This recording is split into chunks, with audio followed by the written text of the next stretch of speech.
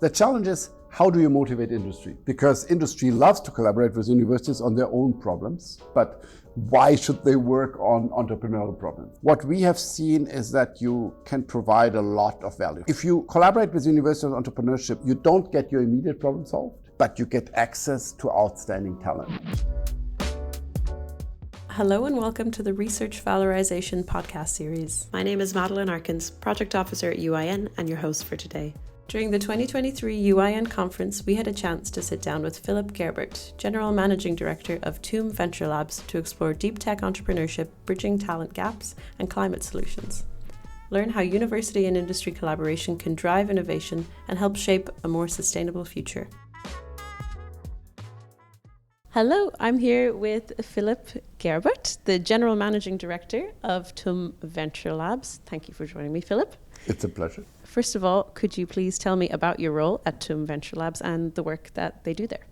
I head TUM Venture Labs, which is a network of 11 deep tech labs to foster sciencepreneurship across deep tech and life sciences. I know a lot of your experience or interest is in the world of deep tech. Europe is currently facing quite a commercialization gap in deep tech and is maybe finding it hard to harness the deep tech talent. What do you think universities can do now in this space, universities and centres like TUM Venture Labs, to really foster that deep tech talent? I think, first of all, universities should really establish entrepreneurship as a valid career model. I always say that the standard thing is always to go into the model student syndrome. The professor is trying to encourage you to become a professor, the civil servant to become a civil servant, and to say, no, really think about how can you apply this, so to say, in the real world, right? And then it depends. There's a general part where you just foster entrepreneurship, right? So you give entrepreneurship courses, you can establish a university as a real hub for collaboration and so on. And then there's a specific part in deep tech where I think the university can do much more. It can mobilize its scientists, because in deep tech you need sometimes more experienced parts. And I'm talking less about the professors, they don't want to quit their job, but the PhDs, the postdocs, and so that are still looking where to apply things. The other thing is just to get it going, to offer help in getting government funds. Deep tech often needs to get going government funds, particularly in healthcare, aerospace, climate, technologies, etc. And also what we have found quite useful to offer prototyping grants. So you can get to a stage where you're actually interesting to investors or to other outside people. So support this initial, help for getting off the ground in something that you know will take much more time to get to market, and provide some lab space and things so people can develop. Are you seeing examples of universities doing just that anywhere? Yes, absolutely. For us, our godparents, so to say, were Berkeley and Stanford, which have a long tradition to foster entrepreneurship and also to provide specific support in deep tech. They have also a very strong tradition to mobilize philanthropy and so on, these kinds of things. I personally am also an MIT graduate, and they created huge biolabs, for example, and in particular around life sciences. They are perhaps the leading center in the world. But there are lots of the UK universities that have done quite well in leveraging that, ETH in Zurich. So I think there are lots of centers of excellence. And in Asia, you go to Singapore or so, who has really done a lot to offer specific environments for their students. So much of entrepreneurship is an ecosystem and a collaborative effort. I would argue so much of it is about having a network.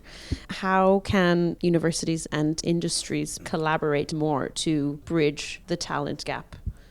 I guess the challenge is, how do you motivate industry?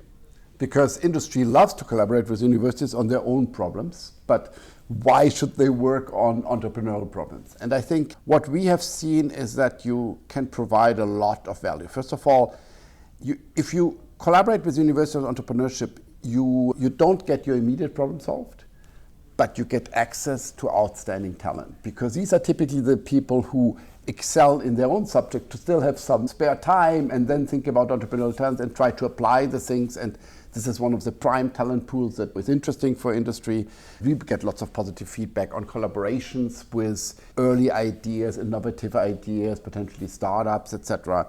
Then I see a lot of motivation for people in large companies in mentoring young people. They want to give back to society, etc., and particularly to the next generation.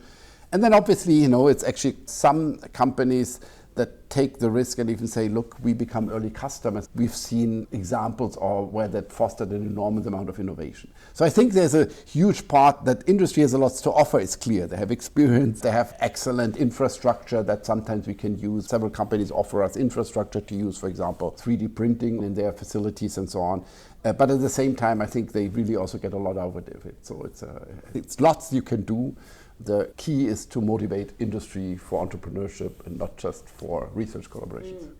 Is there a certain aspect of what TUM Venture Labs do in terms of their mode of operation that you think sets it apart and garners the success and innovation that you have?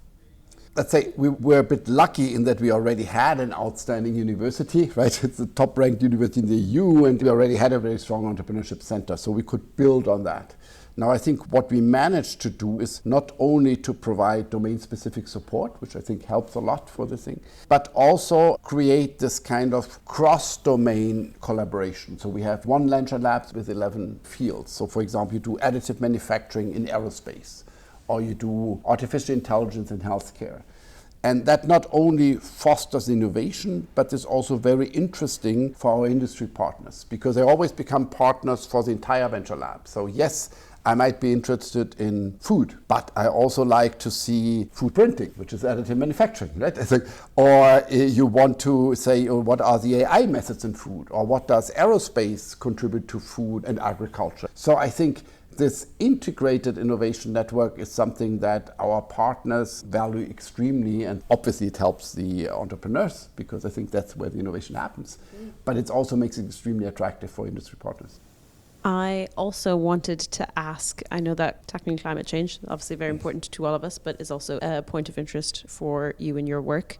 How do you see university entrepreneurship and what you do at TUM Venture Labs as possibilities for making innovative solutions to tackle climate change? I think in order to answer that, a physicist, so I would like to quote Albert Einstein, right? So he said, you never solve problems by the same thinking that created them. We need the next generation for that, right? And we really have to instill this thinking. That's why gluing yourself to the street is completely pointless, because it essentially assumes that you guys who created the problem better solve them. But these guys who create the problem will not solve them. You might know I've worked a lot in climate action, so that just doesn't work. And the next thing universities can do is install a sense of empowerment, because people feel helpless, right? It's a global problem. What can I do? And the sense of empowerment, one thing we did often is to invite people who created companies, who made a difference, right? Who really created some impact. And as soon as you see that, then you can go with people, you get this mobilization, right? And the sense of empowerment, then say, think of scalable solutions. If you don't have scalable solutions, you won't have an impact. Because I see lots of people want to save the world and become vegan. It's nice. It is important that you yourself are credible, but obviously it doesn't scale to others unless you convince everybody else to become vegan in some ways, right? Create scalable solutions. The other thing is, we also work a lot to say, look, don't create a solution that depends on subsidies. In the end, you have to solve the problem in India, which means you have to drive the green premium to zero.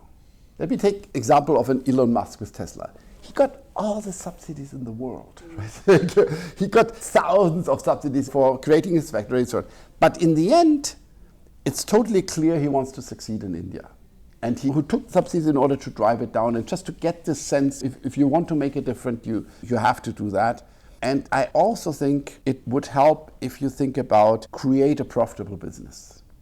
I think there's lots of value in not-for-profit businesses, but you have to see, if you're in a not-for-profit business, you always depend on other people, right? And so if you want to have degrees of freedom, if you want to gain the speed and so on, don't think creating a profitable business does not mean that it shouldn't have purpose. Absolutely. But think of it really, you want to stand on your own feet because you want to take the decisions, otherwise you don't make an impact. And we don't have a 10% problem, we have a 100% problem. We have to take all the CO2 out, we have to clean all the oceans up, we have to survive. So these are substantial problems where you need the degrees of freedom we can do. And I think the university can do a lot to install this sense of empowerment and then to help them, similar to the other entrepreneurs in deep tech overall. Thank you for listening to the discussion. Follow UIN on LinkedIn, and if you're enjoying our podcast, make sure to subscribe, rate, and review on your podcast platform of choice to help others find this content too.